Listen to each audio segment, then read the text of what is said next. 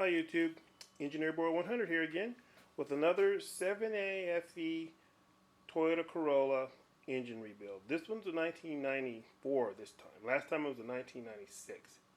So anyway, what happened was my engine block cracked. This is a first. I've never had this issue before. So, since I knew I was going to be doing a big job, I decided to go ahead and paint my engine block blue. I love blue. And I made the mistake of telling my wife, I want to paint my engine block blue. What did she say? She wants it yellow. So guess what, fellers? Look who's going in. Can you believe it?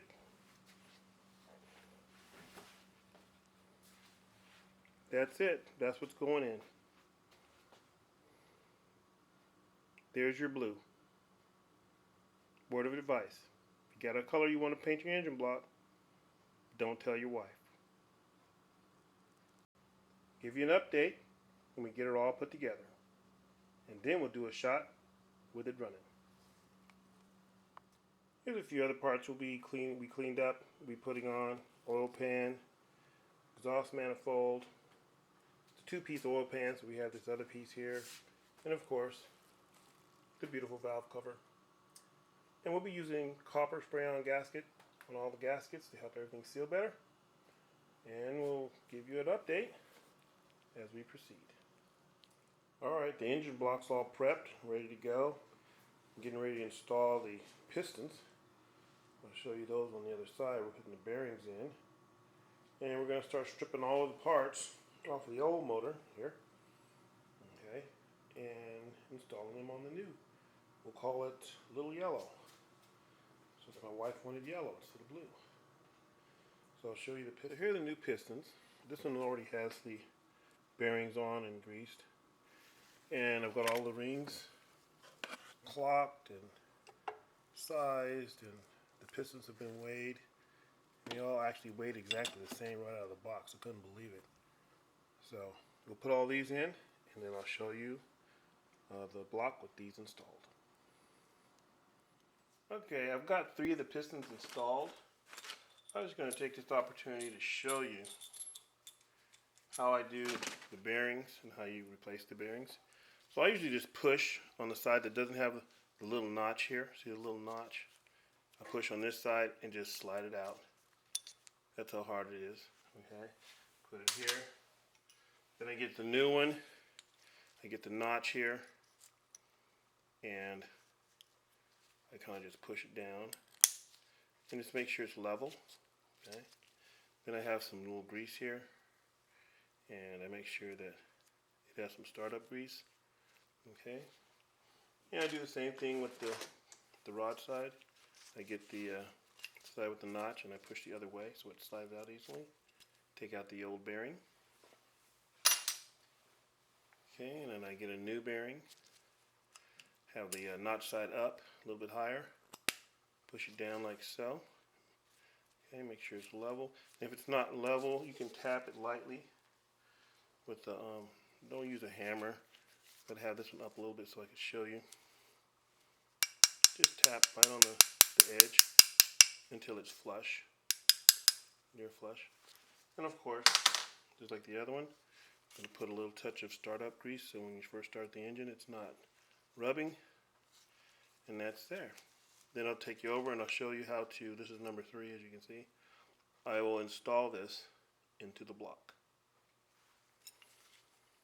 Okay, so now here we are at the block. We're going to install number 3.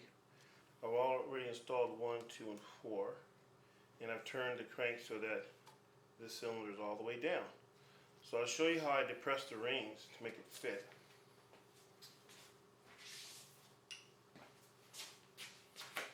I use this little depression tool here. It has a little clamp that closes down and depresses the rings. So I put it in like so. I think I have to open it first. Let me just set this here. It won't go in. Open it up like so. Open it and then let it open up so you can fit it in. Then I always put it in the bottom like so. Get your rings inside here.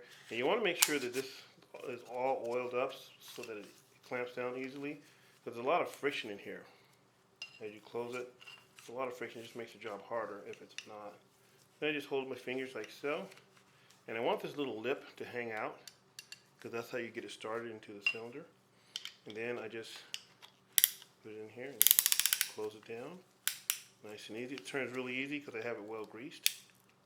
And then when you install, you want to make sure this little nub here is pointing toward the front of the engine. This little nub right here.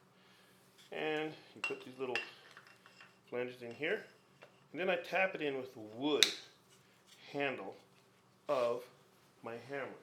Nice and slow. I have my baby sledge here because I have some mass and some weight. And then the wood won't damage my piston. And well, it just slid right in.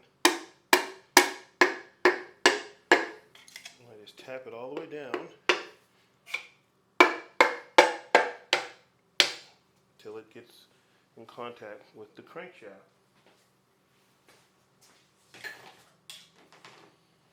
Now I can just turn it over. Okay.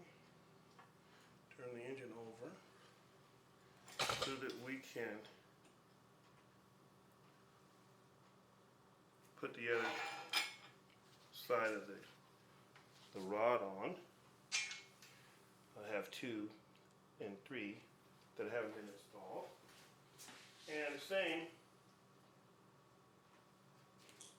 same rule applies for the back end of the rod here.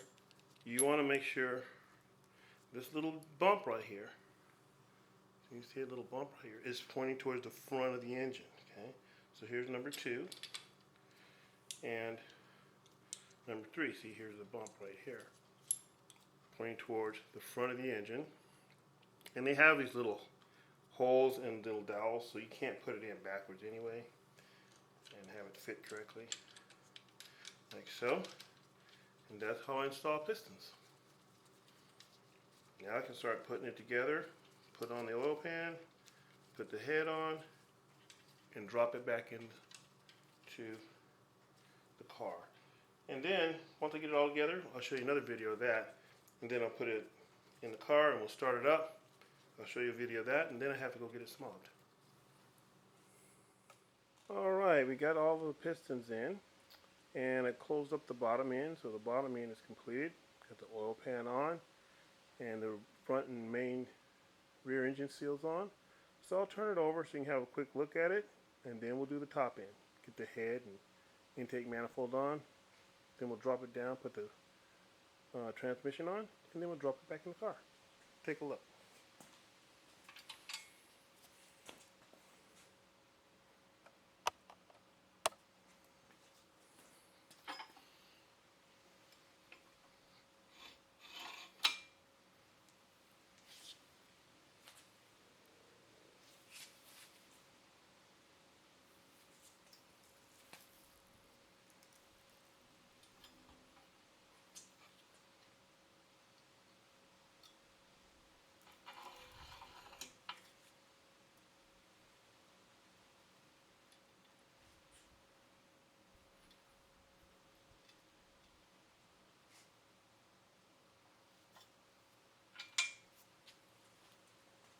Alright, so we got most of the components together. We got the head installed. We have the transmission installed. I'm going to give you guys a quick walk around so you can actually kind of see how things go together. I'm just going to cut this pole. Sorry about that. Like that. And you can see, many of you are asking questions of like, how does the starter come on? How does the starter mount? Well, here's the starter. It has 2 bolts. 1 bolt in the front here, and then 1 bolt in the back, and then up underneath it has the electrical connections that actually turn the starter and the solenoid right here. See? So you can see there's one positive lead here, and then there's a clip that goes in here, and that's all there is to changing a starter. So you can actually see it off and get a behind the scenes view. So this is Little Yellow 7AFE 1994 2016 job. Giving you the last video of it before it goes in the car.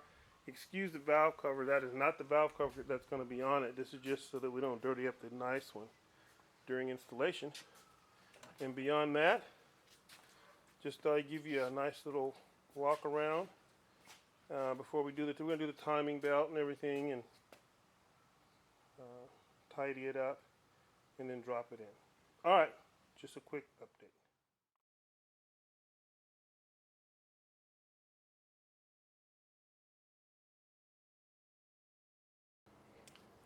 Okay, we've got this little 7AFE 1994 Toyota Corolla engine fully assembled, and this is what she looks like. Now, some of you guys who are sticklers on me will notice that the valve cover is still looking a little ratty. That's just the old one we're going to use for installation, so we won't get it dirty as we're putting the engine in. We have a nice, clean, freshly painted one over there we're going to use for the final installation. So don't beat me up for not doing the valve cover, because I'm going to do it. Go ahead and take a peek at got all the pulleys on the front, oil pump, starter, intake manifold, and of course the oil pan. Have the transmission tacked on here now in the back. And that's what she looks like. That is just a quick walk around, and we're getting ready to drop it in, start it up, and take it in for a smog. Alright, we're all done with this final rebuild 1994 7AFE 1.8. I'm going to fire it up for you guys here in a minute. And it's cold. See, it's cold, so we didn't warm it up. But you guys can see. Well, it's not the first start. Been running it for a couple weeks now, and I gotta say, I mean, geez, I did nothing different than I do whenever I build these, but this one seems to have a lot more power, and I don't know why, and I can't really explain it. I did 1.8 on the 1996 one last time, and it felt perfectly normal, but this one, oh my goodness, it just takes off, and I don't know why, and that's not good. I don't pass the smog, everything's clean. But anyway, don't let me get off topic. I'm gonna go ahead and put this on a tripod for you guys real quick, and then we'll fire it up and give it a little bit of rev. Well, I'll just do it with it on. You guys understand. I'll just put it on the tripod right now. That way I don't have to edit anything. And nobody will die with a little bit of camera jiggle here. So, let me see if I can get that centered nicely. That way I can just, perfect. Alright, nose fired up.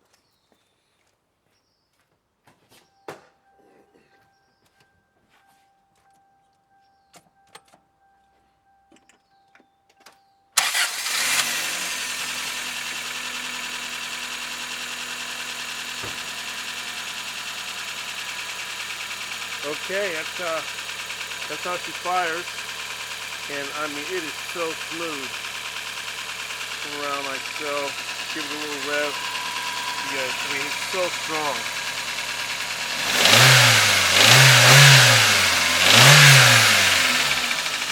And I mean I can lay rubber, and it's a little 4-cylinder, tiny little engine. It changed just about everything this time around too. Pistons.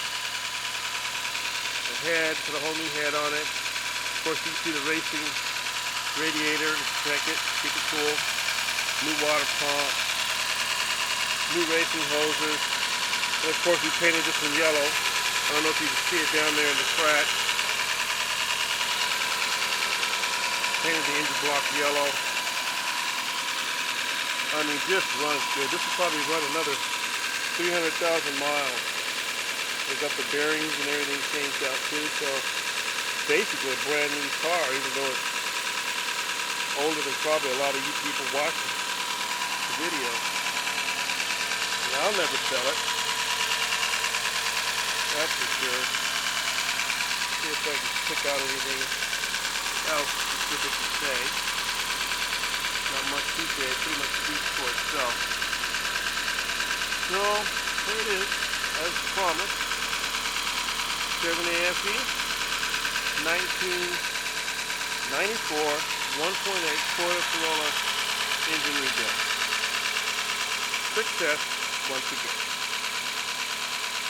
Thanks for watching. Subscribe, share, and be nice in the comments.